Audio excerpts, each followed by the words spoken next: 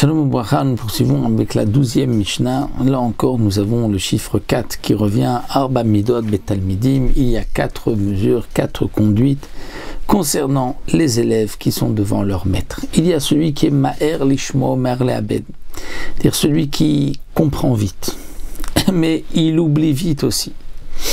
Eh bien, nous dit le Tana Yatsas Charo Befsedo, ce qu'il a gagné de vite comprendre va sortir par rapport à son efsed, à sa perte, parce qu'il va vite oublier.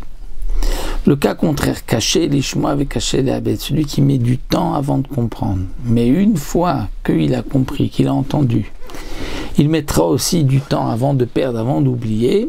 Alors lui, yatsa efsedo bisraro, son efsed de mettre du temps à comprendre ne fait pas le contrepoids par rapport à ce mérite, ce sachar, cette récompense de retenir longtemps, c'est-à-dire cette mida de pouvoir ainsi retenir est plus fort, fait le contrepoids par rapport à ce qu'il a mis du temps avant de comprendre, parce que c'est vrai qu'il a mis du temps avant de comprendre, mais une fois qu'il a compris, il ne va pas oublier.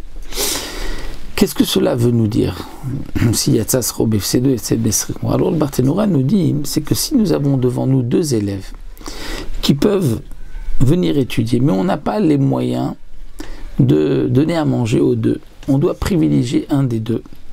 Eh bien, le Tana vient nous dire ici, tu vas privilégier celui qui mettra du temps à oublier, pas celui qui comprend vite. Même s'il va mettre du temps à comprendre, mais si ensuite il ne va pas rapidement perdre et oublier ce qu'il a appris, c'est celui-là que tu vas privilégier. Caché l'ishmoa, donc Ma'er l'ishmoa avec caché l'abed chacham, celui qui comprend vite et qui retient et qui n'oublie pas, ça c'est celui qu'on appelle le chacham. Mais caché l'ishmoa, Ma'er l'abed zechelekra, celui qui met du temps à comprendre, et lorsqu'il comprend, eh bien il oublie vite. Zechelekra, ça c'est si on peut dire une mauvaise, il a reçu une mauvaise part, c'est-à-dire une part, il n'a pas été privilégié, on ne lui a pas donné les capacités, on ne peut pas dire qu'il est ni chazid ni racha, puisque ça ne dépend pas de l'homme, c'est sa chorma, ce que Kadosh Baruch Hu lui a donné.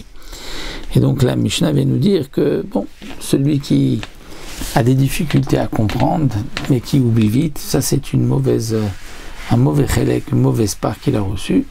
Bon, bien sûr, malgré tout, dans tous ces cas-là, il doit faire son maximum, puisque n'oublions pas qu'Akadosh Baruch Hu ne regarde pas les résultats, mais surtout l'effort qui a été fourni pour arriver à telle ou telle chose.